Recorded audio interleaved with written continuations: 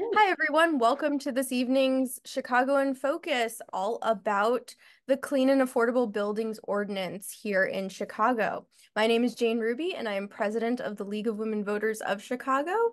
And we will go ahead and get started. So just a little bit about the League for those who are not familiar. The League of Women Voters of Chicago is a nonpartisan grassroots organization working to protect and expand voting rights and ensure everyone is represented in our democracy. We empower voters and defend democracy through advocacy and education. LWV Chicago pursues these goals through a range of voter service activities, including voter registration drives, disseminating information for voters, participating in poll watching, and hosting candidate debates and forums. Through education of its members and the public, to lobbying the government on selected issues, and through observing the functioning governmental bodies and monitoring their accountability and transparency. In the past few years, LWV Chicago has worked on some inspiring projects, including the passing of legislation turning Cook County Jail into a polling site. Our democracy remains a work in progress, even if it takes another century. The League will see it through.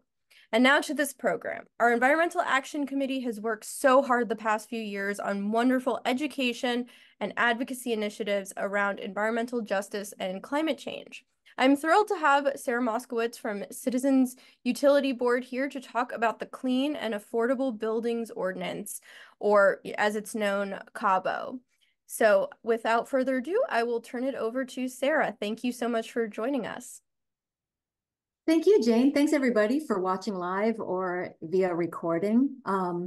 I am excited to be presenting to League of Women Voters of Chicago again. I remember talking to you all in the lead up to the passage of the last big energy bill here in Illinois, CEJA, and that was really fun. It was a while ago now, and so we're on to the next chapter here on energy policy for our state. And there's lots of really cool stuff going on. And I am going to go ahead and dive in because I've been told I can be really wordy. So I'll do my best to fly through my slides and leave some time open for discussion. But let me go ahead and share my screen. Quick share. All right. So I think that should look okay. So just quick background about Citizens Utility Board, or CUB. We are a statewide nonprofit organization that acts as a utility watchdog before the Illinois Commerce Commission. In the General Assembly, we lobby. I was actually in Springfield, drove there and back today. So if I'm a little loopy in this presentation, that's my excuse. We also get involved in the courts when utilities have done something particularly egregious, but we also do a lot of consumer education and outreach. We have a hotline that folks can call when they have questions and complaints about their utilities that they can't get resolved. That's a lot of how we stay relevant. And we do events all over the state. We have a whole team of folks who travel around and talk to people about how to decode their bills, what kinds of programs are available, and to just hear from people about what their experiences are out there in the field. And like I said, that feedback and that connection in the community is a lot of what kind of guides our work and keeps us honest in what we're doing. And we're really proud of the work we've been doing over the years. We've been a part of every big energy bill to pass in Illinois since our inception. And I myself have been at CUB for almost 24 years. So like I said, I can talk for hours about this stuff. So I hope that I manage to keep this engaging for you all. Because we're on the verge of some exciting stuff here in the city of Chicago in particular. So I was invited to come and talk about CABO, the Clean and Affordable Buildings Ordinance. Most of my presentation is going to be focused on providing background on why we need CABO and the various situations that we're facing now, bringing some urgency to this campaign. But it is true, we currently rely on natural gas in the state of Illinois. We use a lot of it, and we are third highest user of gas in the country. trying to move a little bar from my screen so I can see. Okay. Oops. Yeah. So this is transitioning off of fossil fuels to heat our homes, cook our food, heat our water is going to be quite an undertaking. And I'm not talking about anything today to kind of, I'm not deluding myself that this is going to happen overnight or that this is going to be easy. But I hope after this presentation, you all will agree that this is important and we can't afford to pretend like the transition is not already happening and that we can just kind of like plug our ears and hope it goes away. Folks tend to use building electrification and building decarbonization interchangeably. Generally, when we say building decarbonization, we're talking about making sure that we're heating and our buildings and cooking our food in ways that don't result in the emissions of greenhouse gases. And generally that means switching from using gas or propane in the home to using electricity. And of course, here in Illinois, we have very progressive clean electricity statutes in place. And so the energy mix, like the generation mix for electricity in the state is getting cleaner and cleaner, and we're on track to go 100% clean energy in the next couple of decades. So keep in mind that to fully decarbonize, that's contingent upon our electricity being generated from clean sources. But here in Illinois, we are on track to meet those goals. So electrifying buildings, decarbonizing our buildings. Why do we want to do it? I categorize the reasons in 3 different ways. There's the climate change argument, there's the health and safety argument, and then of course, there's the money argument. And as a consumer advocate, we're always fixated on the money, but I don't want to ignore the other big reasons too, especially the health issue, because that's something that the more I learn about, the more it freaks me out.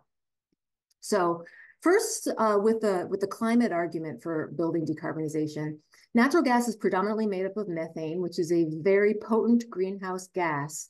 And so not only is the burning of the gas releasing bad stuff into our atmosphere, both like in our house and into the atmosphere in general, but the methane itself is a pretty bad actor when it comes to climate change. And no matter what you do, the extraction and delivery of methane gas to our buildings results in leakage. And that's a lot of the problem as well, not just what we're burning and getting in our house, but what it goes through to get here and how much is just escapes in that process. Not to mention, of course, you know, the problems that drilling can inflict upon like the local areas where it's taking place, you know, with water safety and wildlife and the natural environment in those extracted communities.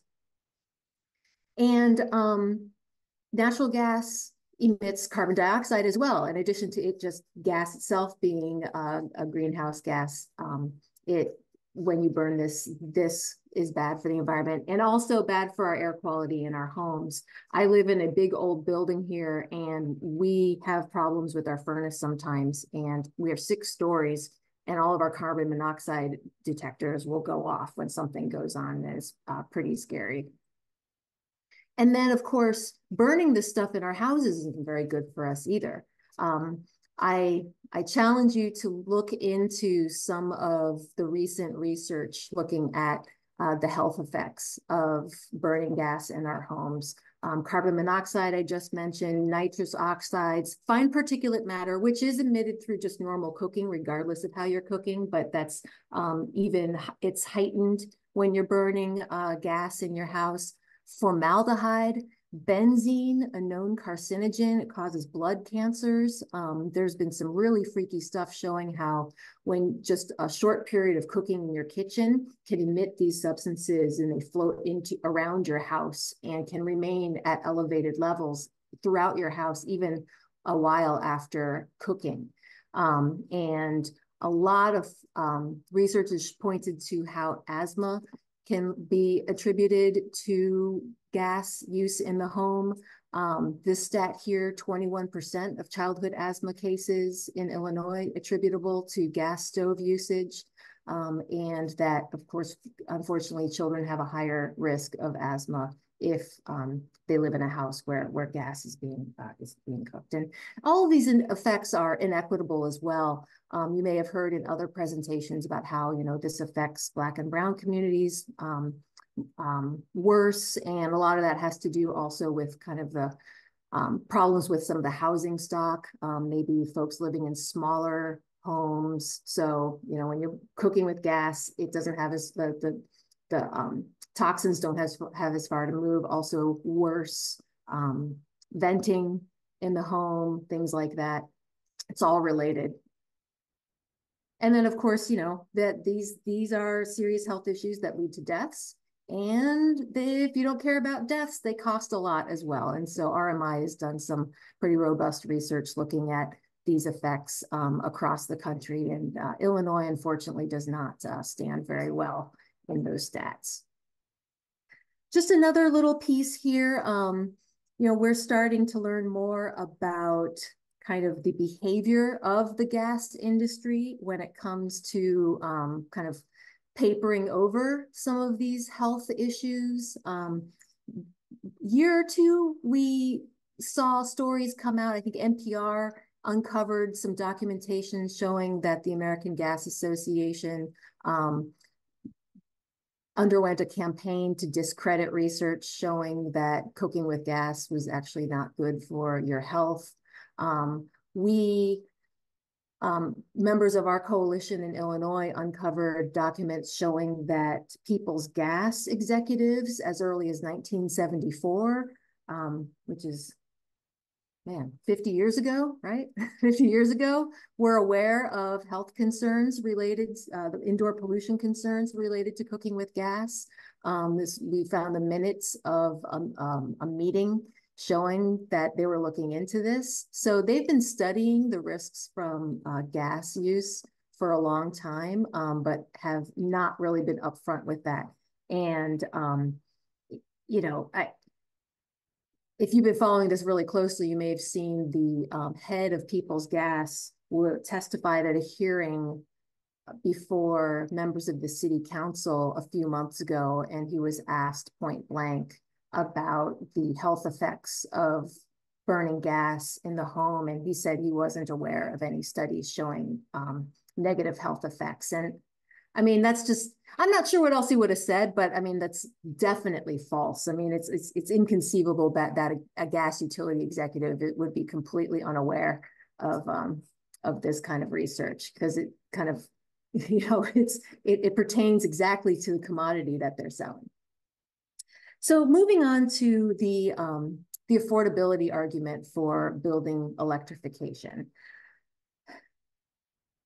The situation as it is now is not affordable. I think that's something that gets kind of lost in the debate. Heating our homes in Illinois is not affordable now, especially in the city of Chicago. Luckily, the statute recently sunset, but there was a statute in place for the past 10 years that allowed the gas utilities to basically automatically pass the costs of infrastructure improvements onto their customers without any upfront oversight, subject to after the fact review. But it was a mechanism by which they're able to accelerate their infrastructure spending. And this has benefited all of the gas utilities in Illinois, but People's Gas here in the city of Chicago was the one utility that really took that and ran with it. And they embarked on this multi-billion-dollar gas infrastructure replacement program, saying they needed to do this for safety, but in fact, they have not been targeting these improvements towards the most dangerous pipes. They've just been overhauling the entire system. And, you know, according to an engineering study that was done a few years ago, it really showed that these investments haven't really made a noticeable reduction in pipeline failure rates. Really what it's been about is about kind of padding the utilities' profits. utilities make money off of the investments that they make. So basically, like they charge us to upgrade their infrastructure, and then they're allowed to earn a profit off of what they spend on their infrastructure improvements. And we believe they absolutely misled regulators about kind of the scope of the program at the outset. And multiple analyses have shown that this project is just spiraled out of control. It's been rampantly mismanaged, and the projected price tag for the program has quadrupled since it was originally undertaken, up to $11 billion. And so if you are in the city of Chicago and you've noticed that your gas bills are really high, even in months when you don't use any gas, largely because of this. And of course, the gas utilities are trying to raise our rates even more. I mentioned that statute finally sunset. We're still paying for the investments made under that statute, and we're still scrutinizing those past investments. But it's 2024 now, and we're still looking at investments under the pipeline replacement program that were made in 2016, 2017. So it's very much after the fact. Last year, all of the gas utilities, actually, and the electric utilities, all came basically at the same time to the Illinois Commerce Commission to try to raise our rates. Gas utilities are trying to raise the rates collectively by $800 million. You may have heard at the end of last year, mid-November, our Illinois Commerce Commission basically smacked them down and reduced the rate increases by quite a bit. In the People's Gas situation, they asked the utility to hit the pause button on its pipeline replacement program pending further review by the commission, which was something that we were really happy about. However, they did still get a big rate hike. Nevertheless, and they actually got the biggest rate hike they've ever gotten. Nevertheless, of course, they were pretty unhappy about this. And so there's been subsequent ads taken out, a lot of clamoring in Springfield, even pot shots taken at the commissioners themselves. But they stood strong. And in fact, the commissioners who at the time hadn't yet been confirmed by the Illinois State Senate have now been confirmed. So these guys are there, and they're holding strong. In those in the final orders of those rate cases, they also called for the utilities to file long-term infrastructure plans, and they called for a future of gas proceeding to be run by the Illinois Commerce Commission. That is already underway. And if folks are curious about that, I can talk about that a little bit at the end. Oh man, it's 7:21 already. Okay, I'm gonna keep going. So again, the status quo is not affordable. Gas prices are volatile, as this graph shows, and people are struggling right now to pay their gas bills. People are facing gas disconnection. My first job at CUB was on our hotline, basically talking to people all day who couldn't afford their gas bills. So I think it's funny when the industry is talking about, transitioning away is going to be unaffordable. It's already unaffordable. So I know that's not a good thing. It's not really a good reason, but I can't help but get frustrated by that narrative because it ignores the situation that we're facing right now. So this is a screenshot of the Illinois Commerce Commission's website. CEJA did a lot of things. The Climate and Equitable Jobs Act that passed a couple of years ago. One of the little things that it did is that it required the utilities to file every month credit and collections reports to the commission. You can look these up, and these reports show by zip code how many customers were disconnected, how many customers received disconnect notices, how much on average customers owe. Weird noises coming from outside my window. All this great stuff by zip code. It's fascinating and heartbreaking. You can see in black and white how much people are struggling to pay their bills. And unfortunately, the There are certain zip codes where folks are most worse off. We see a lot of gas shutoffs in Illinois. And of course, unfortunately, again, Black and Latino households are twice as likely to experience disconnections. And guess what? And pay late fees. And so, you know, part of that data also shows how many households were assessed late fees by month. And guess which zip codes get the most late fees? And guess what? The gas utilities profit off of late fees. So they charge late fees, and that is the more late fees they charge their customers, the more money they make. And they've actually said that out loud. I kid you not. I didn't have time to update this slide, but just to, again, put it in black and white, how many people are struggling. This was last July. 48% of folks in the 60621 zip code were behind on their people's gas bills. 40% were behind in 60636. And you look at the average arrearage amount, over $1,000 in those zip codes, you know, which for a lot of folks might as well be $1 million. This is the, and you look at the total arrearages here, over $110 million owed collectively by residential customers across the people's gas footprint. And guess what happens with those arrearages? Here in Illinois, by statute, the utilities are allowed to collect uncollectibles, like the money that they write off from people who haven't been able to pay. They go and charge essentially their current customers for those costs. So not only does it cause a crisis in those households facing not only disconnection and all of the hassle and potentially really dangerous situations that can cause, and the longer term problems with credit and, you know, just getting deeper and deeper into a hole, but it also ends up increasing bills for everybody else. So it's like I said, it's really kind of frightening when you're living this every day. So another piece piling on the affordability argument is a report that the Building Decarbonization Coalition put out early this week on the future of gas in Illinois. Great report. Super long. It's like 80 or 100 pages long, but it's worth a skim at least. It includes a really good kind of overview of how utility, like the current utility business model. Then it lays out a number of different scenarios into the future, assuming different levels of gas utility investments. And the business, next slide. This is a slide I stole from Building Decarbonization Coalition.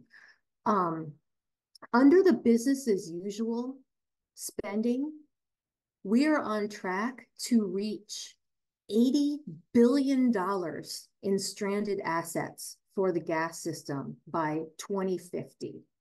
And even under less than business as usual, you're seeing huge bill increases for customers.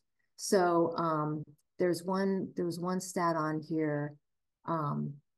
Is it on this one? Yes, gas customers could see their gas delivery charges double or triple, if it's the worst possible scenario, over the next decade under business as usual spending by the gas utilities in Illinois.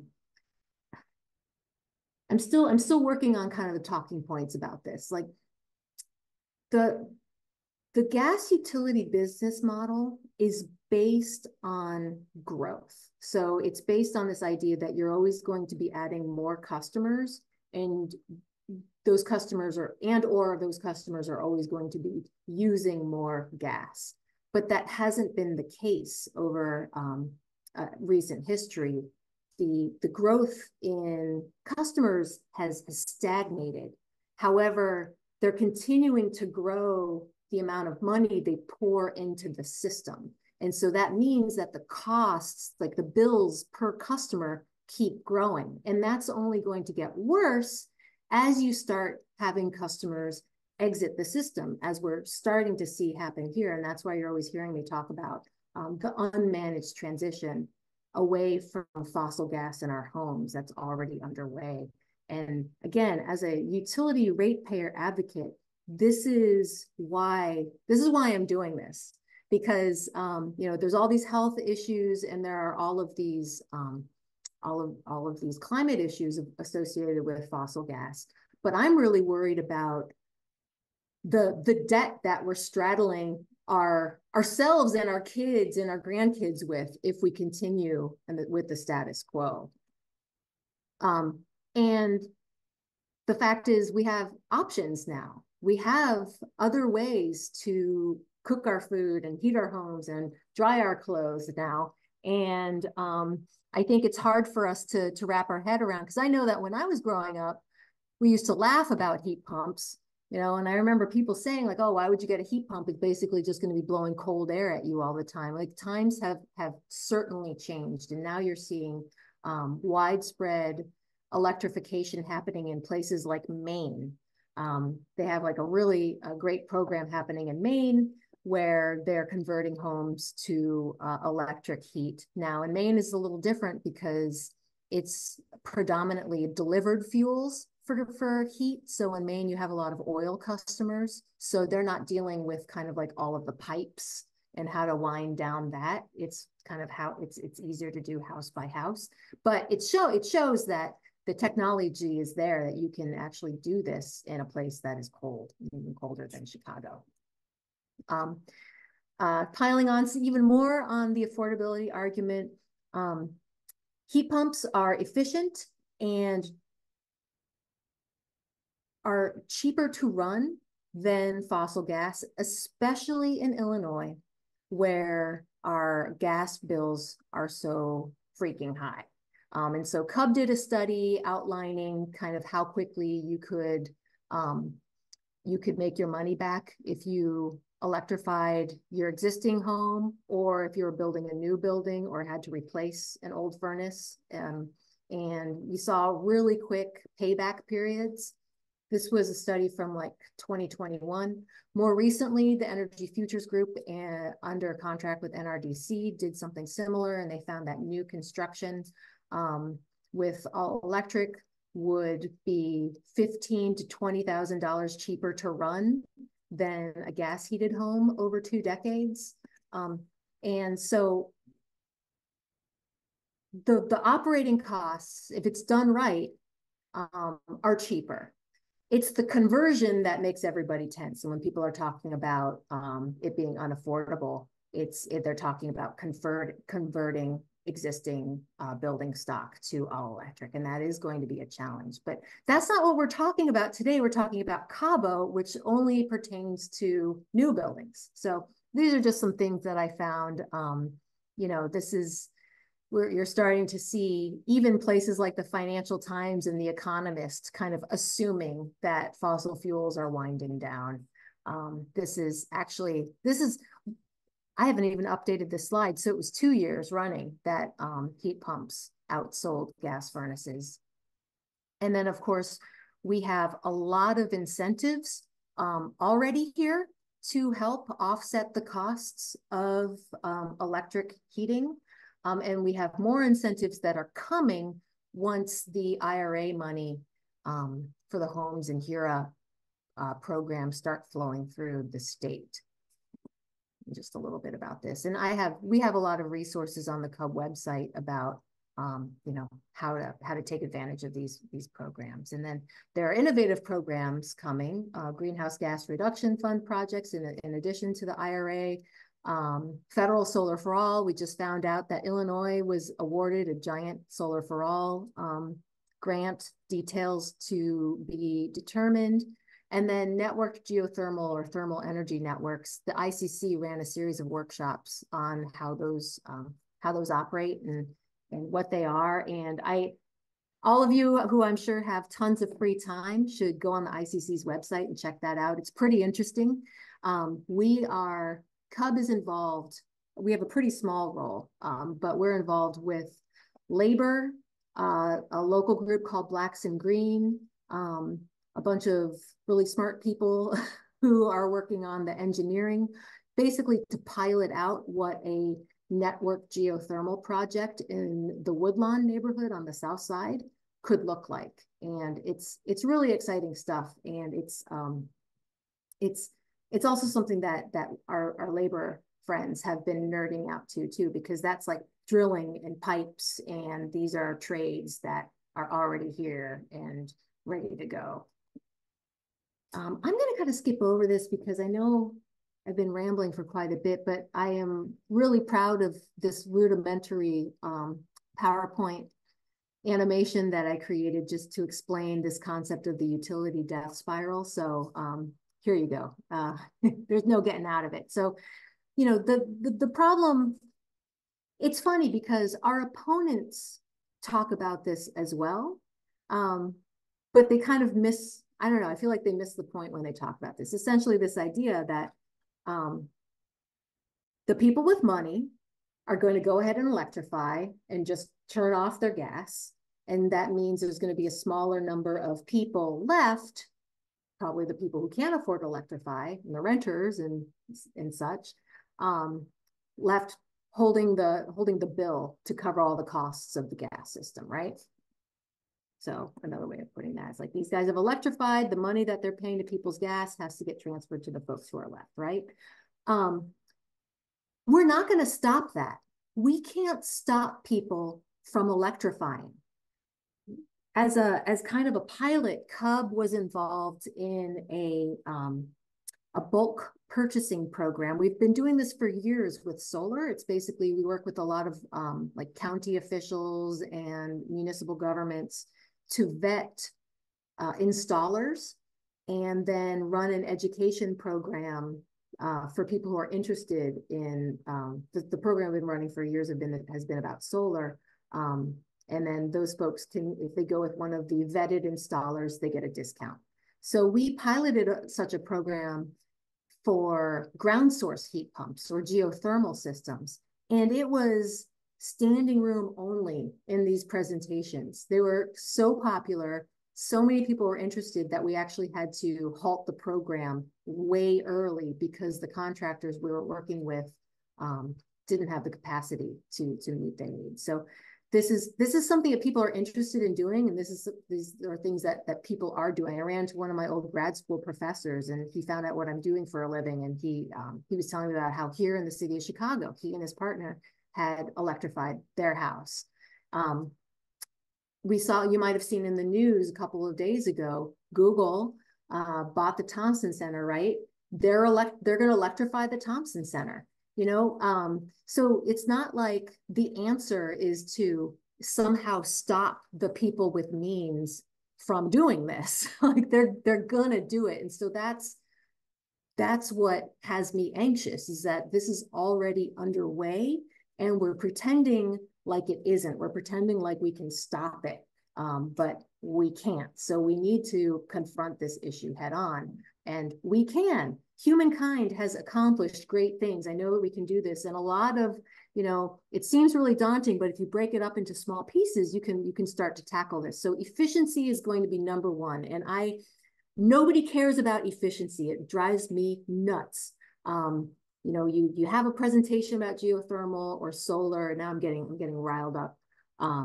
And, you know, standing room only, but you'd have a presentation about, you know, air sealing or adding insulation. Everyone's like, yawn, but we're going to have to do this because that's the only way this is going to work. Electrification, of course, coupling that with renewables, distributed generation, on-site renewables, and then load management, being smarter about when we're using our electricity, because unfortunately, the way that we've been billed for our electricity divorced us from how the electric system really works. And I'm afraid to say that the party there might be over.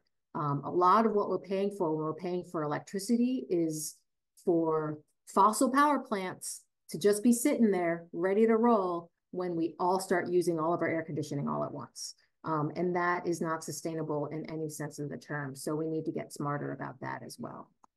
And we're going to need to build up our workforce. It's going to take a lot of work. Like I mentioned, there weren't enough people to manage all of the ground source heat pumps that folks wanted in Northern Illinois.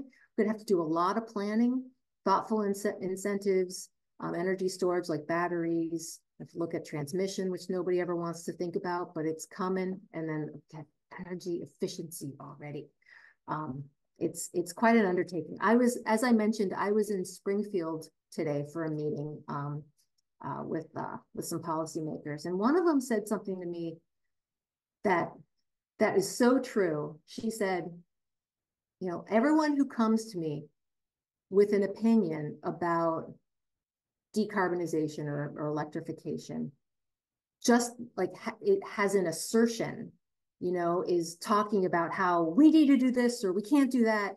And she's like, we need to figure it out, and we need to change people's mindsets to come to this, not just with like an emoting about the problem, but thinking about like productively how we can sit down and hammer out some solutions to this problem. You know, we're still at the yelling and screaming stage right now, and it's kind of awful because it's not helping. And I think what we really need to do is sit down and talk about, you know, what our priorities are and what are the first steps we can agree on to do this in the most equitable manner. And so I just thought that was like she summarized in a nutshell kind of what's been troubling me about this whole thing. I mean, I'm glad, I want to get as much attention on this issue as possible, but the reason why is because we haven't figured out all of the answers yet. We just know we need to do something. So maybe that's my role right now, is just to be like, hey, we've got to do something. And so the first something that is on the table right now here in the city of Chicago is CABO, the Clean and Affordable Buildings Ordinance, which was introduced earlier this year. What is CABO? It's an indoor emissions standard. CABO is an indoor emissions standard. It is not a gas ban. And there are tons of exemptions. It only applies to new construction and huge additions, and it exempts commercial cooking, emergency backup power, fireplaces, hospitals, laboratories, factories. It's kind of, I mean, it's actually, and the amount of new construction that we see in the city is pretty minimal every year. So it's really a teeny tiny first step, and it's just an indoor emission standard, which is funny too, because it's like, if we could make if we could make a gas appliance that didn't emit toxic fumes into our buildings, then they could do this, but they can't. So that's what CABO is. And as anyone who's been paying attention knows, you know, it's like the rhetoric has gotten kind of out of control. And so part of why I'm here is just to kind of try to like reset the narrative. I know this is going to be a difficult path, but the idea behind CABO is just to get some policy levers in place so that we know, so that we kind of like, as a society, agree that we really need to put in the work to plan for this transition. And while we're doing that, CABO at least does this one thing, and that is it prevents new construction, new buildings from being saddled to this gas system that, as I hope I've explained by now, is just going to get more and more expensive. You know, like new construction should not have gas hookups now, because you look at the spiraling costs of the system under the business as usual scenario. It's just, it's not, you're not doing the future residents of those buildings any favors if you are saddling them with that, to that system that is just going to get more expensive and probably one day soon obsolete. So that's what CABO is. I think this is pretty much the end of my presentation. Just that I hope that this has been thought-provoking, and that it gets us thinking about a future and kind of cut through a lot of the yelling and screaming about this, and hope that we can kind of put some pressure on our city legislators to do the right thing for us. And I can't leave without just a quick plug for all the great work that our outreach and comms teams does. If you're curious about any of these issues or diving into some of the programs that are available right now to help you in your own home, I guarantee you we've got a fact sheet or a guide about it on our website. So thank you. I am ready to stop sharing and take some questions if there are any.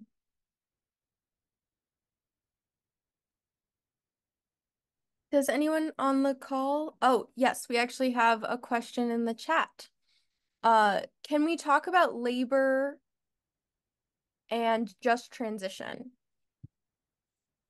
Yeah, so hold on a second. Yeah, so whoops. All right, there we go. A lot of the concerns that we're hearing about CABO and about building decarbonization in general is about the impact that this is going to have on jobs.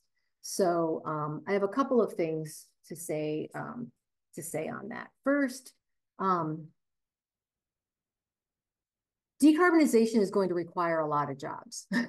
So, I mean, there's like I mentioned thermal energy networks, energy efficiency, all of this stuff requires jobs. And the thermal energy networks and the ground source heat pump technology requires, you know, pipes and such. So jobs is a big part of this. Labor has been invited to discuss this with advocates over the years multiple times. In fact, CABO, you can kind of date CABO's origination back to late 2022, I think it was, when the Chicago Building Decarbonization Working Group that involved labor voices concluded its analysis of kind of the current situation with Chicago buildings, their emissions, and the recommendations for the best first steps forward. And a new construction ordinance was one of the first things that they recommended coming out of this. And so we're hoping that labor will come and sit down and we can kind of hammer out kind of what we need to make this happen. You know, CEJA, going back to the electric side, one of the big pieces kind of distinguishing CEJA from similar legislation across the state is that it include a lot of equity and a lot of kind of labor transition programs to ensure that folks in communities that had made a lot of tax money and a lot of the population was working at, like, were set up to succeed as we moved away from those fossil plants. And so I think packages like that are going to be necessary to make this happen. But at the end of the day, I mean, there's so much labor is going to be needed for this transition. I see it as a big opportunity, and I hope that we can kind of, again, like, kind of get through a lot of the knee-jerk reaction about this and kind of start talking about how we can actually make this work. Because I know labor is pretty excited about things like thermal energy networks, for example. I mean, I've talked to them about it. We're partnered with them on the Blacks and Green Woodlawn project. I mean, this is exciting stuff. So I feel pretty good that we can move past it. But it's true that that's been a lot of the rhetoric that you're hearing out there about CABO has been focusing on that piece, is that it's going to kill jobs, but it's not. You know, this is not. We're not getting rid of those jobs. We're not getting rid of the gas system. We are just trying to kind of staunch the bleeding and force, kind of force the issues so that we actually do get to that phase where we're going to sit down and, like, figure out how we're going to do this.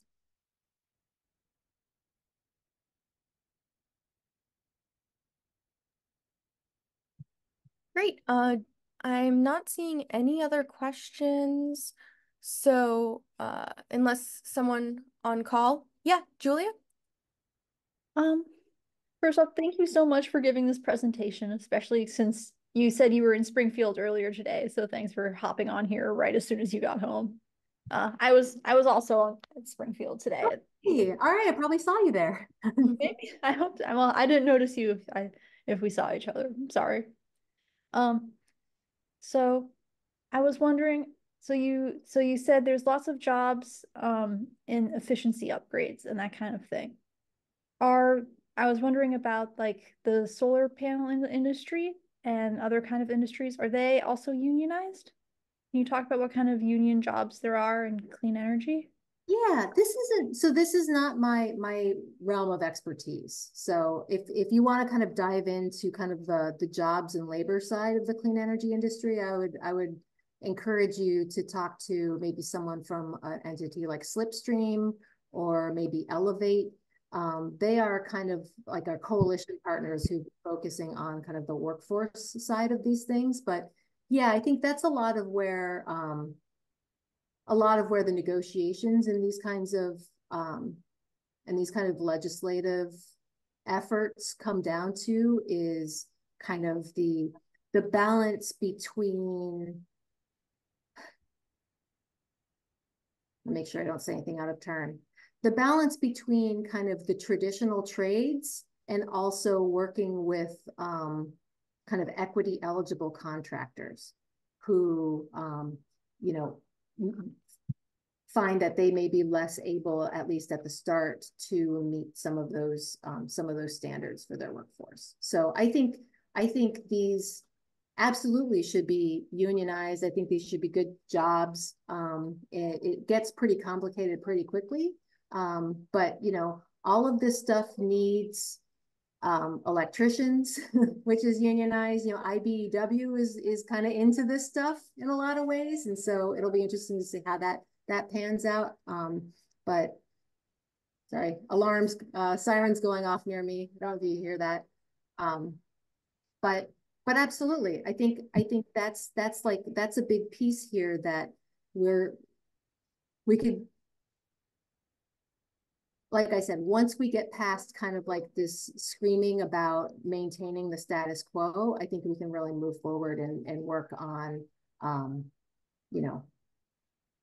how we can kind of grow the universe of good jobs to meet these needs. Mm-hmm. Yes, Claudia? Hi, Sarah. Thank you. I thank you too for coming tonight. This is so important to talk about, and you do it so succinctly.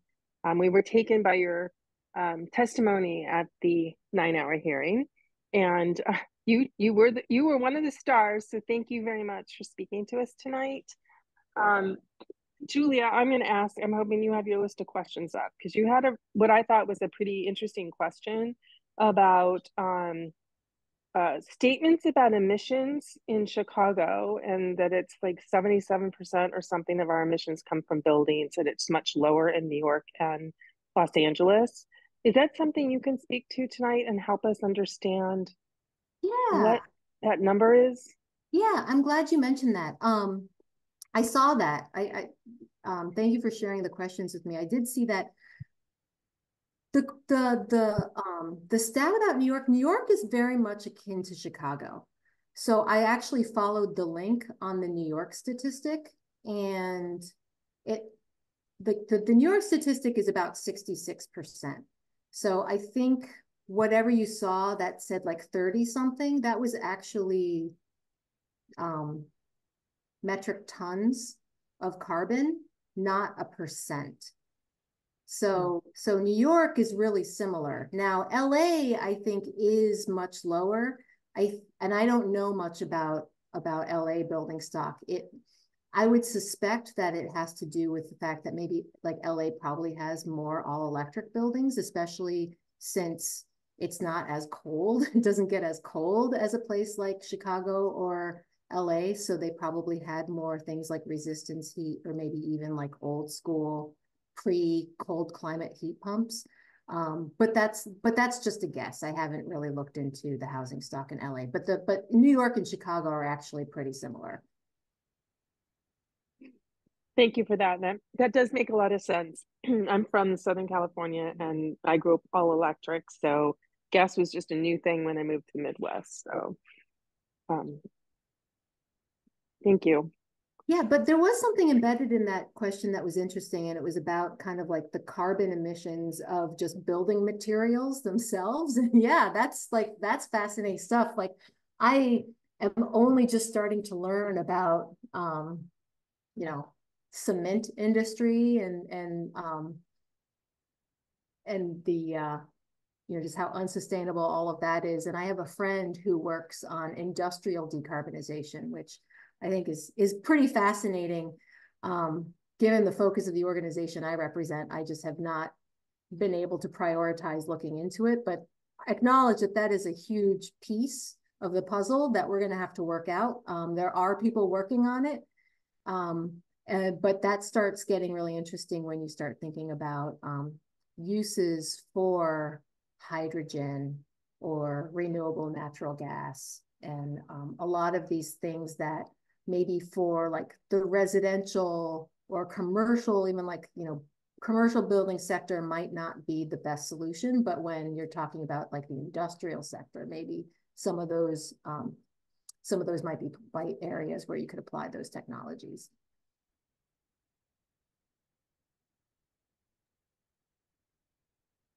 So if I may, Jane? Yeah, of course. So in terms of that just transition, or excuse me, in terms of transition to electric, resources for people, because it is big. It's confusing. There's economic thresholds. There's all kinds of things, and a lot of hoops to jump through, and it's not immediate. It comes back in your taxes for the most part. And even finding suppliers, especially for heat pumps around the area, I have already found to be pretty tough. I know we have a member of the League of Women Voters who is the founder of Climate Reality Project Chicago Metro chapter, and they are all in on CABO and all in on solar and the transition. So I know they are a great resource for our members to go to for information on how to even start down this journey. But can you also point our group to interesting places, and hopefully CUB, that has how to and where to go and where to start, because it's daunting. Oh, it is. I know. Yeah, so I think I mentioned CUB has a bunch of guides on our website. We have 2 building decarbonization guides on our site. One is Chicago specific, and the other one is kind of can apply to the whole state. If you just go to citizensutilityboard.org, there's lots on there, but I don't want to be yelled at by my staff, but part of what sets us apart is that we actually do have people whose job it is to answer the phone, and we have folks on staff to help people with this. And so I have someone on staff who's kind of like our in-house decarb expert, and I have another person who's our in-house solar expert, and they all talk all the time. And so I encourage folks who are diving in and they're just like overwhelmed, like just reach out. We can point you to resources. We also do presentations focused on kind of the first steps and kind of what kinds of questions to ask as you set out on this journey. I just saw, of all places, I think it was the Washington Post, not the New York Times. The Washington Post earlier this week did an article about what things to ask as you are setting out on electrifying your home, which I thought was really, it was a really good article. I was happy to see that that they were tackling that, and based on our experience at CUB, they were good questions. I think it's quite daunting, and when things don't go well, we hear about it at CUB. We've heard from people who've started on the journey and haven't had the best experience, and we're learning from that, and we can share that with other people. But I think one of my big pieces of advice, if you have a house and you're thinking about electrifying it, is that you cannot think about this as you're just going to swap out a gas furnace for an electric heat pump. that is not how it works. You really need to look at your whole home as a system and undergo energy efficiency first, and talk to multiple contractors. But really, like first thing to do is just think differently. It's not just a thing in your house that you're changing. You're going to change how your whole house lives and breathes. And I think you're spelling disaster for yourself if you don't think about that. So I think that's another reason why this is such a challenging topic, is because, you know, everyone kind of understands solar panels, right? Like, oh, cool, you put this and it makes electricity and you use it and you don't have to buy it from ComEd. Like, you know, and that's not as big a lift kind of mentally for us. But when you start thinking about actually changing how your buildings live and breathe, that gets a little weirder and a little more difficult to wrap your head around. And I think that's a lot of the challenge in both doing consumer education, but also doing like policymaker education, and just, you know, having to do an hour-long presentation to kind of introduce folks to the concept is a big barrier to this. So again, I appreciate you all kind of willing to dive in and get educated on these issues, because that's what it's going to take. We have to get a lot smarter about all of this stuff. We're going to pull it off. Yes, Claudia?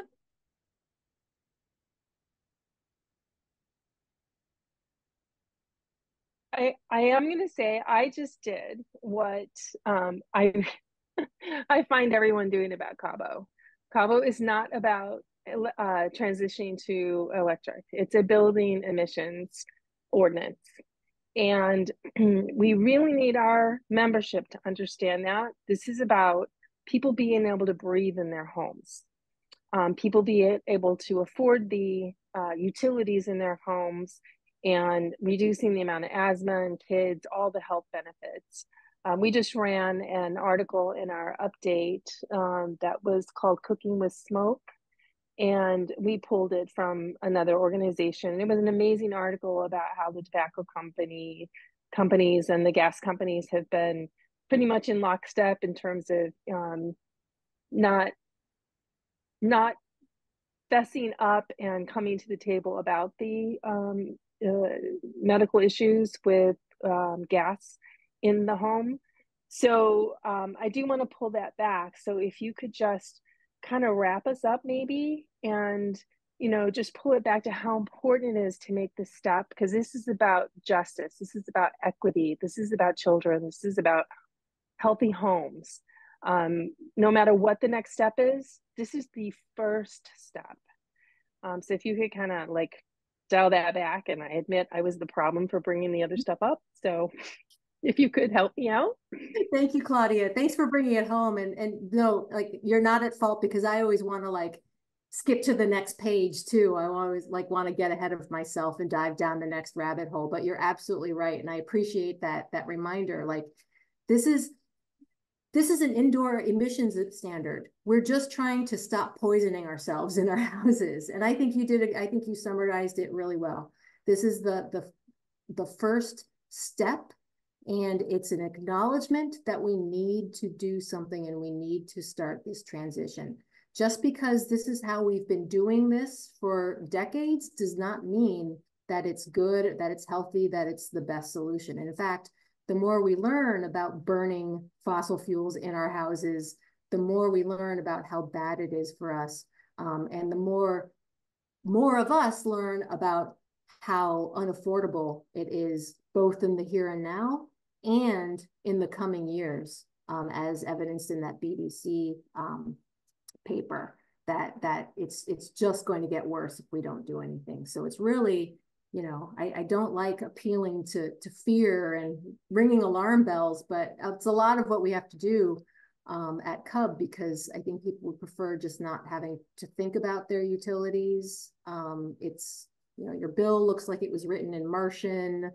To look like, usually the news about utility policy is buried in the business section of the paper. But this is really essential stuff that affects every single one of us, how much we have to spend on, you know, food and medicine, and how well we can breathe in our own homes. And so, you're right. This is we're not coming to rip anything out of your houses. We are trying to plan for a more equitable and sustainable and healthy future. Yeah, thanks so much for that. It's a, a great reminder for the why we're doing the work that we're doing. We do have one more question, and then, I don't want to take away too much of your evening, but we do have one final question for you. Sure. It's a question from me. So I want to return to something that you said earlier, and I'm trying to think of a good way to formulate this question. So something that I've been thinking about when I write about CABO and when I talk about CABO is that people approach it from very different perspectives. So my perspective, as a consumer we have gas in my house, is very different from someone whose livelihood depends on laying pipes, for example. Mm-hmm. And so I guess what I'm trying to ask is how as an environmental activist can I approach this issue, with compassion, Mm-hmm. considerately. Mm-hmm. I like that. I'm a social worker by training, so I like that. I like that question. I think first off, just by thinking in those terms and asking the question, you're clearly approaching it with compassion, right? I can already tell you are. But I think it reminds me of what the policymaker told me today, was just that, it's the same thing. Everyone is coming at her with, to talk their book. And they're not really coming at her to talk about solutions. And I think I want to hear about solutions. I want to hear people's ideas. And I don't want to assume I know the solutions for everybody. I don't have all the solutions. We're going to have to work together to come up with these solutions. So if you're engaging with folks, I think, asking questions, can we agree that, trying to find places where we can agree, that maybe, having benzene floating around in your house isn't good. I'm not trying to be a troll, it's hard. It's hard to ask these questions without sounding like you're trolling the person, but just, what is a future that would make you, that makes you excited? What do you think the gas industry could do, or your industry, or your employers could do to embrace kind of a clean energy future? What kinds of programs could help transition to more geothermal, which is definitely more jobs along the same lines? So it's a sticky question, and I don't know. It's I think trying to listen, but it's hard when you're battling just like the same talking points again and again. But I do appreciate, that question, because we're all just trying to do the best we can with what we've got. And I understand why people feel the way they do, but I feel the way I do too. and like I said, I've seen and heard way too much suffering with how things are now to not do anything myself. So that's not really an answer, but I salute the question for sure. Mm-hmm. Yeah, like you said, there's a lot of conflict around it right now. I think what you said is that there's a lot of screaming about it right now. But it's people have different stakes. People are screaming for good reasons sometimes, mm-hmm. if they feel like, their lives depend on this. Mm-hmm. I think it's important to approach the issue like that. Thank you for trying to help me find a good way to approach this. Yeah, but we can continue the conversation for sure, as we all. Mm-hmm. Well, on that note, thank you so much, Sarah, for doing this incredibly informative talk. And also just, it's just so powerful to hear from change makers who've been working in this space for a while. And we're just so happy to be part of this larger coalition, really working to bring about change. I'll echo kind of what Claudia said earlier.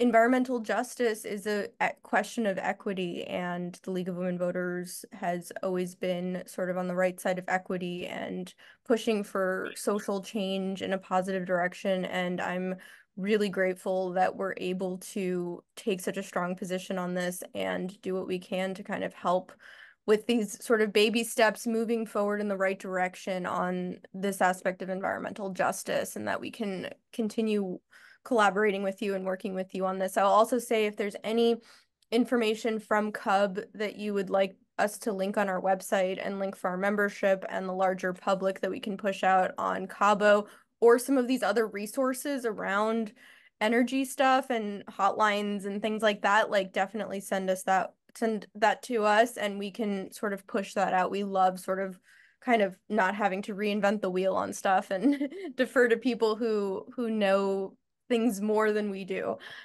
So thank you so much for taking time, and I look forward to helping as much as possible on this.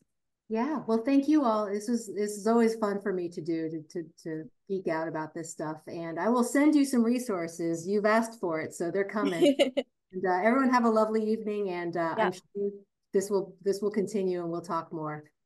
Yeah, thanks so much. Thank you so much.